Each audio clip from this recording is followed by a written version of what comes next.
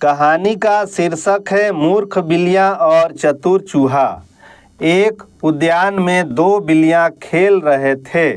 तभी उन्होंने एक चूहे को पास से गुजरते हुए देखा। वे दोनों एक ही बार में चूहे पर झपट पड़े। वे इस बात पर झगड़ने लगे कि किसने उन्हें पहले पकड़ा। एक बिल्ली ने कहा, मैंने उसे पहले देखा। दूसरे बिल्ली ने कहा, मैंने उसे पहले पकड़ा। और इसी बात पे दोनों बिल्लियों में झगड़ा होने लगी और दोनों को झगड़ते हुए देखकर चूहा के मन में विचार आया कि इनको क्यों ना मूर्ख बनाई जाए।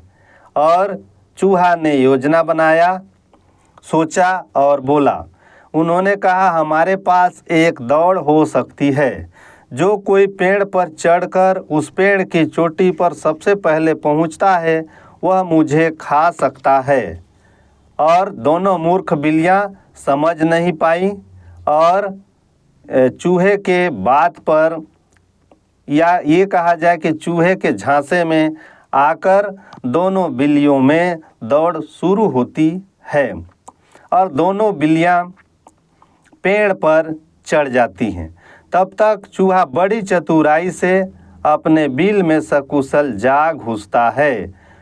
वह जितनी तेजी से दौड़ सकता था उतना तेजी से चूहा अपने पूरे शक्ति, बल, बुद्धि का प्रयोग किया और सकुशल अपने घर पहुंच गया।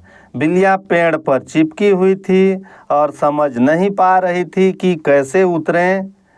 बहादुर और चतुर चूहे ने खुद को मौत के मुंह से सुरक्षित बचा लिया और सकुशल अपने जीवन के एक खुशी का पल मनाया और उसे खुशी का ठिकाना नहीं था। इस कहानी से हमें यह शिक्षा मिलती है कि कितनी भी मुश्किल कार्य क्यों ना हो, लेकिन धैर्य और बुद्धि से लिया जाए तो उस मुश्किल परिस्थिति से भी निकला जा सकता है। धन्यवाद।